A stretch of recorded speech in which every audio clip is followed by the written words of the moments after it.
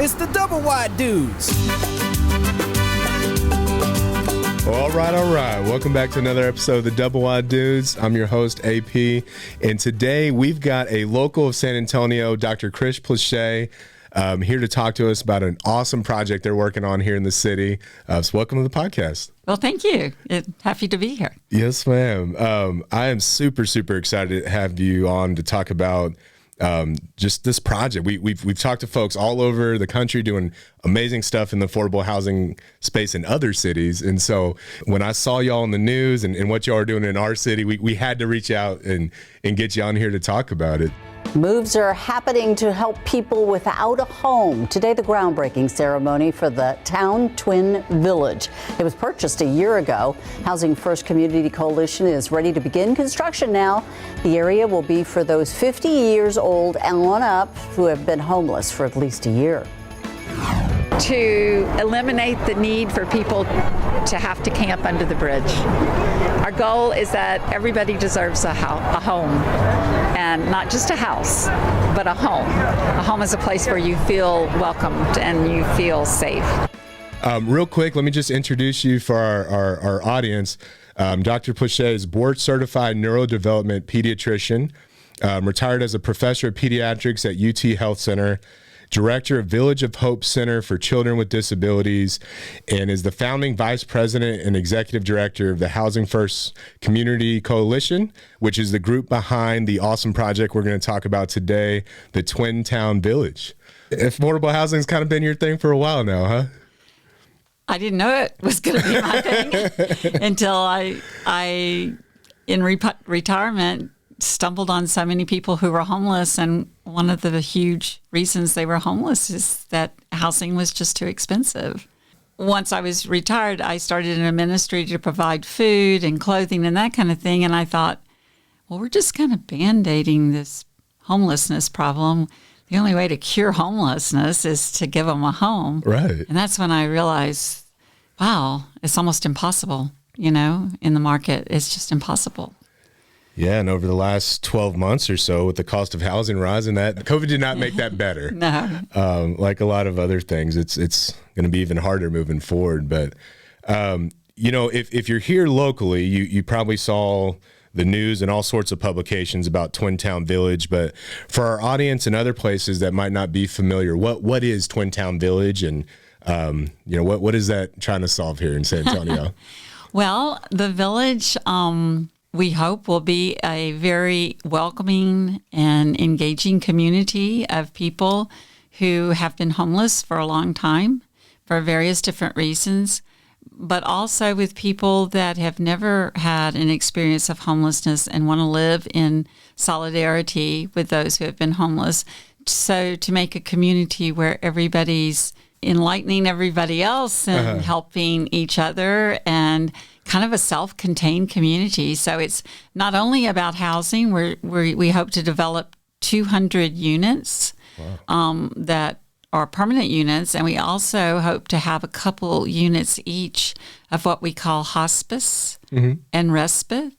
So hospice, I think everybody's probably familiar with. So somebody that might be homeless that is dying so they can die in dignity in our village with volunteers to help them.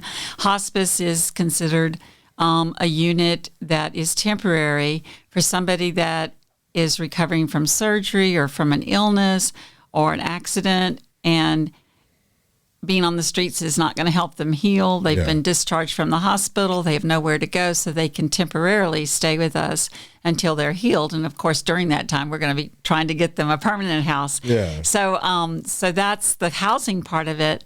But what we're also very excited about is that it's a self-contained community. We're going to have a clinic that will offer medical, dental, and mental health services. We'll have case managers that will help connect our people to everything. And then another local establishment called the Catholic Worker House, which has been around since 1985, will move their ministry to the village. It's been on Nolan Street in San Antonio since, like I said, 1985, offering food and clothing and hygiene products, a mail service, free Wi-Fi, movies, laundry. They can do free laundry. So we're going to move that whole operation out to the village. The reason why it's called Towne Twin Village is because that was the site for over 30 years back in the 60s, 70s, and early 80s of Towne Twin drive-in movie theater. Yeah. So we want one of the social events every week to be Friday night at the movies, and instead of drive-in, it's going to be walk-in. So we're building an amphitheater-type movie theater outdoors. And then other events either during the week and on the weekends just to bring about community. And that's so cool. These events would be open not only to the people who live there, but also their guests or neighbors or other people that might just want to come and, enjoy with us. Yeah, that is such an awesome concept. And if you're one of those folks listening to this in your car, we're going to be putting the pictures and the conceptual drawings of what this project's going to be up on our website and on the YouTube version of this clip. But this just kind of hit the press a few months ago.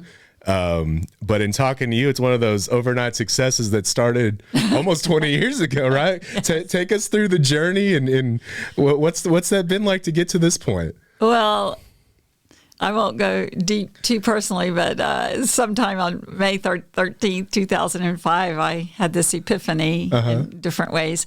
I was beginning the process of retiring from pediatrics, and I guess I just told God, bring me wherever you want to bring me. Get me out of my comfort zone. It's okay. I don't want to go there, but it's okay. And all of a sudden, I realized it was homelessness, adults that have been homeless. And I thought, well, where does this fit into pediatrics? Like what's going on here?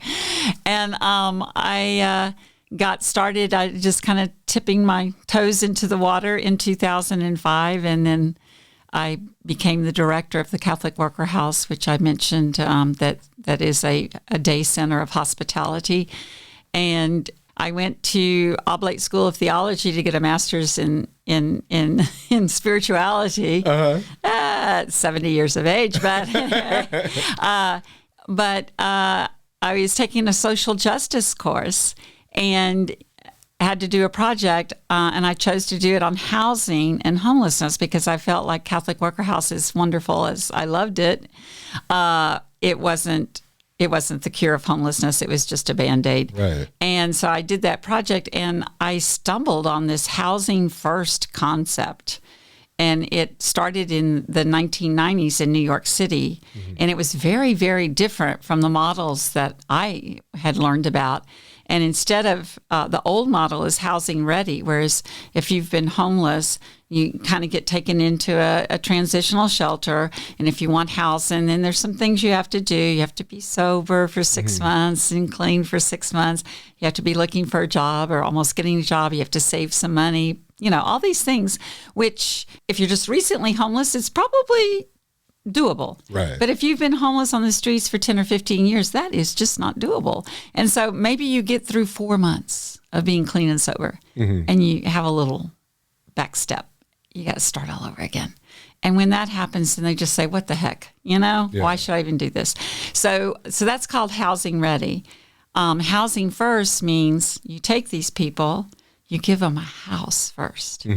And when they have a roof over their head, and a door that locks, and a refrigerator, they know they finally get to sleep all the way through the night instead of one eye open. It'd be amazing. Y'all would be amazed how many people are mobbed or robbed or assaulted. There you go. Yeah. Assaulted in the middle of the night. So it's hard to sleep. So you give them a roof over their head and a key to their door, so they can get a good night's sleep, and that just makes you a better person. Right. I don't know if any of y'all had babies, but how you kind of get a little crazy when you're up every 2 hours tending to the newborn. Oh, yeah. So think of that all your life. You've had to do that. And you haven't even gotten to get a full closure of both eyes, for any amount of time. And then so you wake up in the morning, you're not that rested. And first thing you think about is, where can I find a bathroom? And I don't know how it is in other cities, but a lot of the park bathrooms and downtown bathrooms are locked, and especially locked overnight. Some of them might open at 8 a.m. But you just have to think of your own, Yeah. What do you do there? So you kind of base your whole day on bathrooms and food. Okay, where can I get food? Where can I use the bathroom? And then you've got to find a safe place to camp out at night. But with a home, all that stress and anxiety goes away. You have a good night's sleep. You wake up bright-eyed and bushy-tailed. Breakfast is in the refrigerator. Yeah. And all of these kind of behaviors that cause stigmas. I can't think of the right word for people who are homeless. Those behaviors disappear, right? Because they have a home, they have a TV, and they have friends, and they can invite people over for supper, and it kind of changes them. So this idea of housing first is we're not trying to say you got to do this, you got to do this, you got to do that. But what they found in research, and so we have now over 20 years of research, and every study is positive that without all the counseling and you have to do, all these rules and regulations, they actually cure themselves because they get a good night's sleep and that anxiety level really comes down. Yeah. So that's why we're firmly believing in that theory. Having journeyed with a few people that I first met in 2005 under the bridge. I helped them get a house and helped them get Social Security and disability benefits. And I saw, before I even knew about Housing First, I saw how they just changed. You would never know they were the bully of under the bridge, They all of a sudden became, the best neighbor. And so personally, I saw the results of Housing First before I knew what Housing First was. Right. So when I studied it and learned that there are actually studies and there's places all over the United States doing it, I just got so excited. But it wasn't in Texas at the time. Yeah. Housing First had not come to Texas. It was on the East Coast and the West Coast. And when I started studying it and I contacted these people, I went to the East Coast and the West Coast to look at different places, and it just, people seemed happy and it seemed to be working. I'm like, whoa. But nobody in Texas had even heard of it. And then about 2 years later, somebody from Housing First in New York came to Austin to set up an office, and things started going. And now the biggest news is in 2015, HUD said in order to get money from the feds, from the federal government through HUD, you had to have a Housing First project. And that's what solidified the model. I think sometimes when people think of homelessness, they think of these big West Coast, East Coast cities, or, Austin coming off 35. It is extremely noticeable when you turn off the highway. But it's not a problem it's not a problem you can just see all the time. And if you live here in San Antonio, from your experience, for San Antonio specifically, is there a big need here in town, or why do you think the city needs a project like Twin Town Village?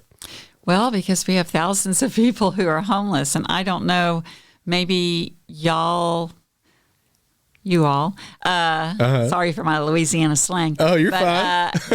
Y'all have never driven on the east side underneath I-37. I mean, because we had tent city galore under there.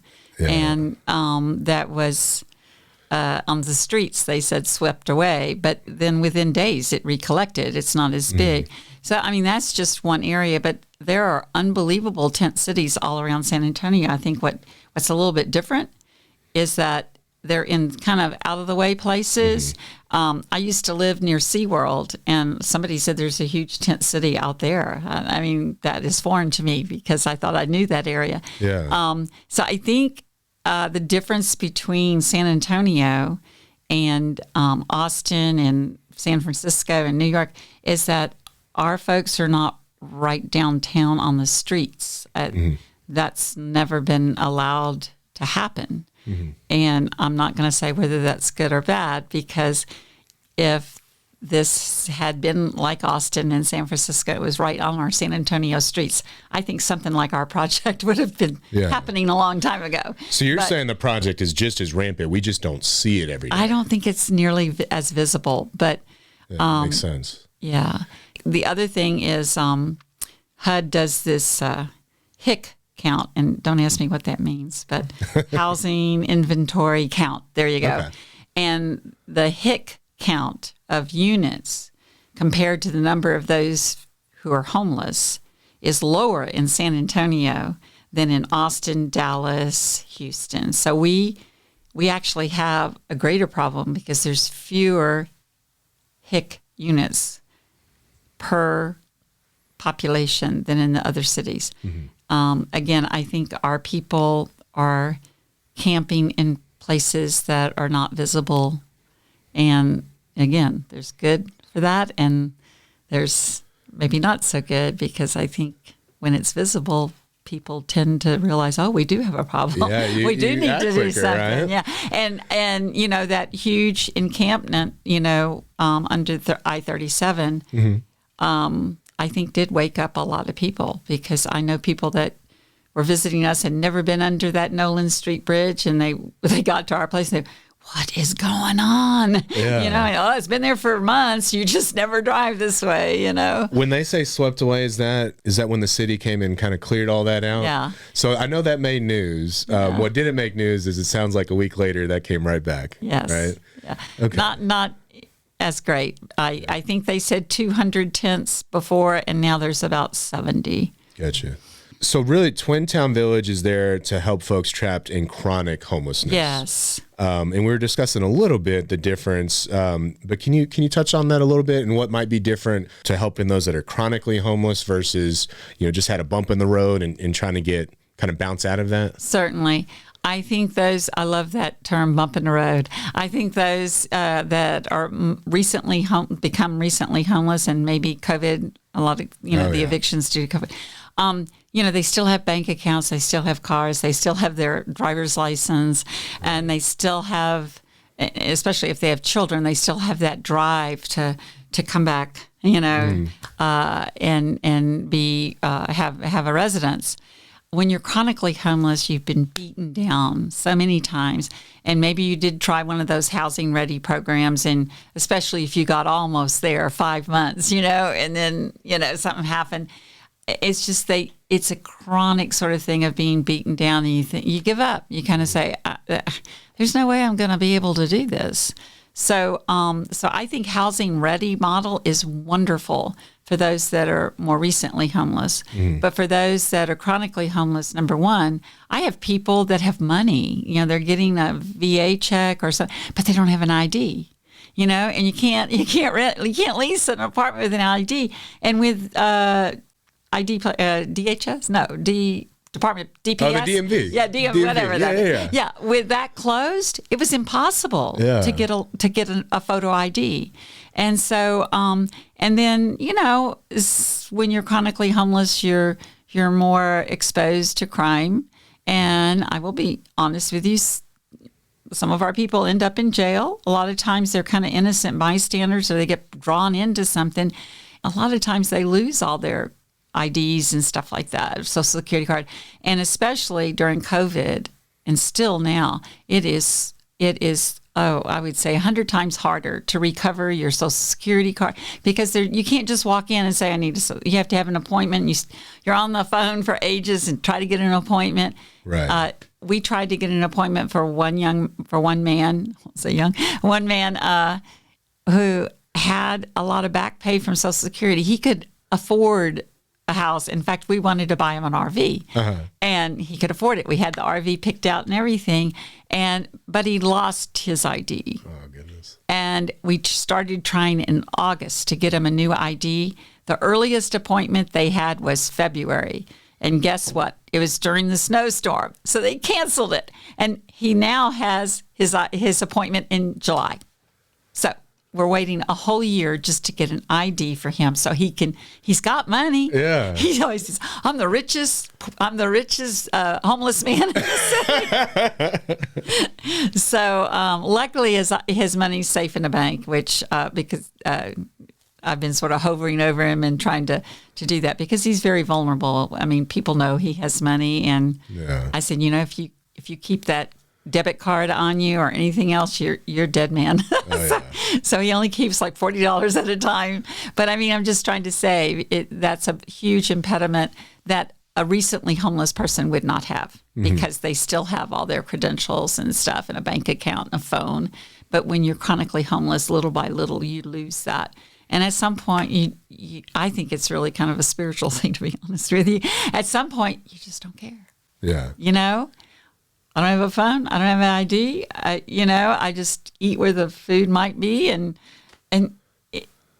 I've learned so much from them. You know, they say you learn from the poor, and just their sense of reliance on God.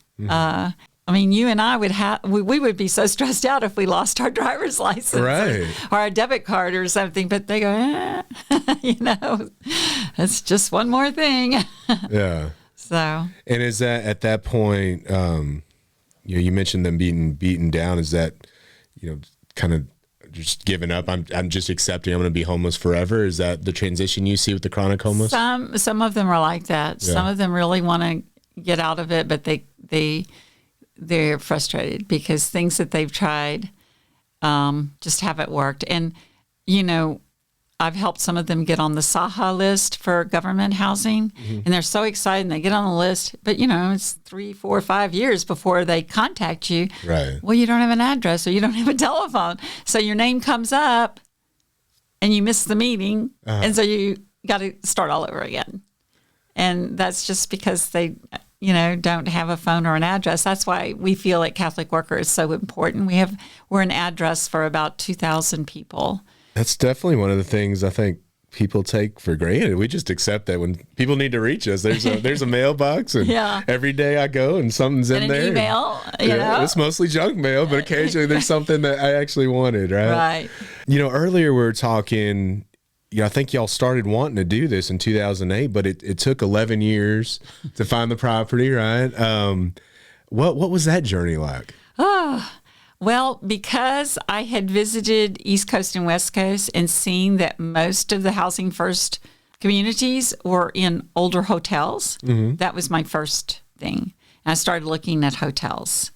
It was interesting. We thought we had one, and the city was even going to buy it for us. And then I guess the city called the owner, and the owner tripled his price. Because he knew the city was interested in it. Goodness. Yeah. And then, and this is a plug for listening to the people you're trying to help. Then we started having town hall meetings with the people who would be prospective residents, and we did surveys and we got their input, and we found out none of them wanted to live in a high-rise hotel. Yeah. And so we went, oh, well, this is our idea of a good idea, but they didn't really want it. So then we started looking at, we looked at nursing homes. We looked at a lot of convents, seminaries. Unfortunately, convents and seminaries are closing, unfortunately. Yeah. We looked at, I think I said nursing homes, those kinds of things, even apartments that were kind of not doing well, that maybe wanted to sell out. And that didn't work for one reason or another. And then somebody suggested, why don't you just look for empty land? And I was kind of against that because, I just want things fast. Buy that hotel, they come in. And so we started looking at empty land. And so every time we looked at a piece of land, and the first thing we did is it on a bus route? And if it wasn't, we went to the CEO, Jeff Art of VIA, and said, what's the possibility of getting a bus out here? And I have to say, VIA was so good. They always figured out a way to do it. But so then if you've got good transportation, because none of our people, maybe out of 100 people, 5 might have, no, I'm not even going to say, 2 might have a driver's license. Right. And those 2 haven't driven in 10 years, and they certainly don't own a car. So the bus is number 1. Number 2, talking to our people about location. And if they like that, then number 3 was to bite the bullet and go do block walking with the neighbors. And then NIMBY surfaces its head, and you just realize this is not going to work. Yeah. One place we thought really might work we contacted somebody that had just had like a big meeting with the neighbors to put up kind of affordable housing, but for families, not homeless at all. But, and they got shot down by that neighborhood association. They said, if we can't do it, you can't do it. Yeah. So a lot of it was NIMBY, I have to admit. And for our audience, NIMBY, we've covered it, but it's not in my backyard. Yeah. Right. And I think on the surface, when you ask people, should we come up with solutions for homelessness? Most are going to say yes, right? But what specifically were y'all running into with this project? Well, number one, they were worried about safety. Unfortunately, homelessness is associated with crime. Right. That's a myth. I don't know. I always think it's kind of silly. So a homeless person is going to break into your house. Okay, he has no home. He has no transportation. What is he going to take? Right. He's going to carry your big TV on his shoulder. But yet, on the other hand, when a person who's homeless gets robbed, he loses everything. Yeah. His backpack, which is his house, his ID cards, his phone, he loses everything. So I think it's kind of an irony. But anyway, So safety was number one. Number two is they were worried about their property values. And number three, they were worried that, things would it would trash out the neighborhood and this or that. Gotcha. And so, we reminded them, we hadn't talked about this, but our project is for people 50 and older. So AARP, right. I know y'all don't get AARP, but I do. AARP seniors at 50. Yeah. And that's because, people say, why did you limit it to 50? I said, well, the baby boomers are the biggest cohort in the history of the world, so a percentage of the baby boomers are going to be homeless, and that's going to be a bigger percentage than any other age. And they're more vulnerable, and they tend to stay on the streets longer because they don't have the strength and the energy, and they have other things that make them more vulnerable, like losing vision or hearing. And then I hate to say it, I'm one of those, but there's all kinds of other things as far as arthritis, incontinence, and all those things. So we decided to reach out to them. So that kind of calms some neighbors down because also there's plenty of studies that show, at least in men, that show the hormones that produce violence and whatnot drastically go down in the 40s. And so sorry, men, but you're kind of mellowed out in the 50s. And we saw that. At Catholic Worker, we used to take all ages, and we cut it back to 50 and above. And it was just amazing how much calmer things were, how fewer cuss words you heard, and all that kind of stuff. So that was one thing, and then to address their safety issue, and then the other issue is housing. What do you call it? Property values. There you go. Yeah. Property values, and Catholic Worker is in Doublewide neighborhood, which is historic and very much gentrified, and the housing market is going sky high with us there. So we didn't really, cause any problems with that. And that's been shown all over the country. Yeah. That's something we deal with in our side of the industry too. There's a lot of stigmas out there that just really have no valid or numerical reason to actually be something they're concerned on. But what we've talked through with some of the other folks, when you're dealing or doing the block walk, from their perspective, from their point of view, those are they're valid concerns, and they are real to them, whether they're right or wrong, right? But for those folks, and even folks that are in other places around the city, why is this something they should care about? And what is the benefit to the city as a whole when a project like this gets built inside San Antonio? Well, there's been a recent push in the last 10 years, for cities to be acclaimed as a compassionate city. And I think it's all about compassion. Yeah. Everybody deserves a home. And I think even if you live wherever out in the outskirts of town and you don't encounter a person who's homeless, I just think that having a city, being part of a city that's really working on decreasing the number who are homeless. It's just got to be a compassionate thing all the way around.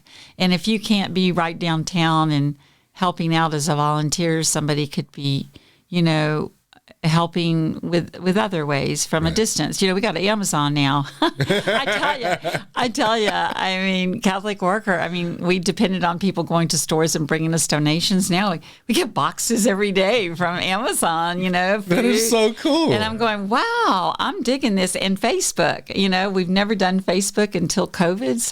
Somebody created a Facebook. I went, no, I'm not doing that. I'm not Facebook. And I'm just amazed. These people, these boxes just keep coming in with, things, just the right things we need because we tell them on Facebook what we need. It's great. Yeah. So people, even if you're not in contact with people who are homeless, and I think when people actually do come and deliver stuff and they're total strangers to me, I said, well, how did you even find us? And they go, well, Facebook. And they said, we can't help out, as far as serving food or, packaging up food, but we can send you what you need. And so I think that I'm trying to answer, what is it to the whole community? But I think the whole community could get involved. One of our board members went to Holland, to Amsterdam, and he's on our board, and we were just starting this up, and he asked everybody. He like, nobody's a stranger to him, and he would ask everybody, well, so what are y'all doing about your homeless? I haven't seen anybody who's homeless, and he said they would look at him like, homeless? We don't have anybody who's homeless. Right. They take care of it. Wouldn't it be great if we could be Amsterdam and say we don't have any homeless? Yeah. Because I really do think it's a right, but that sounds too political. I think it's just the compassionate right thing to do. Yeah. Well, I think there's going to be folks that agree with that 100%. And then there's always folks that don't, right? Yeah. But even if you're trying to keep more money in your pocket, if money's going out constantly to address these Band-Aids, like you said, it sounds like this is actually a legitimate solution that, if done right, will help people not need the city government or the state government to continue to help with that. Yeah. This sounds like it's a pathway to a solution instead of, like you said, Band-Aids. And so even if it's strictly dollars and cents, yes, this is an investment, but it's an investment that's already being made and not solving the problem. Right. Right. And, speaking about giving towards the real solution versus a Band-Aid, we haven't launched it yet, but we want to launch, build a house or adopt a home. Love it. So somebody that might have $40,000 that they could part with, could build a house and have naming, a naming thing like in memory of whoever, Yeah. And this would be, I'm living in the Mary Smith house or whatever. Or if maybe that's not possible, they could donate they could adopt a home and donate $400 every month to help with rental. Awesome. And then we would want, don't just send the money, but we would have like these gatherings maybe 2 or 3 times a year where you could come and meet your person that you've adopted and kind of make them buddies or pals. That's so cool. There's I think it's Community First in Austin where they do these concerts. Yes. And you've got folks from the city who have houses watching a concert next to someone that up until the solution was homeless. And everybody loves music whether you got a house or not. And so I think that's awesome too, because it's out of sight, out of mind. That's the thing, right? Right. And I think, and I was one of them until we started working in downtown all the time. Like, if you live in San Antonio, you just don't see the problem. So it's kind of maybe we don't have a problem and we're doing good. Yeah. But it sounds like, if you're in the city, this is something we should all be a champion of because we have the problem. We just don't see it. Yeah. Right. So I think there's going to be a ton of folks, us included, who want to help and want to get involved. How can they find out about what you're doing, what y'all need help with? How do they get involved? Facebook, we have a Towne Twin Facebook, and we also have Catholic Worker Facebook page. that's all I can say because I don't know how Facebook works. But we'll do the rest for you. Yeah, we'll take it from there. And then, our website, Towne Twin website, Catholic Worker website, they can find out about that. Or I'm just scared you're going to make me spit out what the address is. I don't know. So if anybody wants the website, we'll put it in our show notes, and then we'll do the research and go from there. I have a wonderful partner who does all the tech stuff. Nice. I'm sort of the old lady that just has the ideas. But we'd love to chat with anybody. We've gotten quite a few. I guess on both websites, there's a way to contact us. And we've gotten quite a few people that have, from all walks of life that we'd like to help out. Some with the clinic at the new place, nurses especially. We've had several nurses say, I'm retired, but I still have my license. Let me know what I can do. So that's pretty cool to people that just want to cook for us. Yeah, my mother just retired from nursing. She was an RN my entire life. So she's been looking for her next thing, and I think once you're a nurse or a doctor, you are someone that takes care of people. Yeah. And I know she's looking for that next thing as well. Yeah. It's kind of right up her alley. Give her our website. Yeah, she listens to everything we do. I'm gonna show her the podcast and just see what she wants to do from there. But This is so cool. Thank you so much for coming. I'm just really, really excited that this is actually happening in our city, and we're not talking to somebody 2,000 miles away to hear about awesome solutions that maybe one day we'll get here. So thank you for coming on, and appreciate you being a guest. Thank you to our audience for listening and tuning in, and we'll catch you guys on the next one. Thank you so much for having me.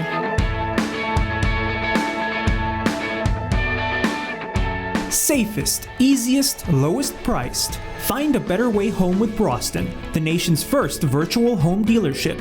Call us or visit us online at findmymobilehome.com.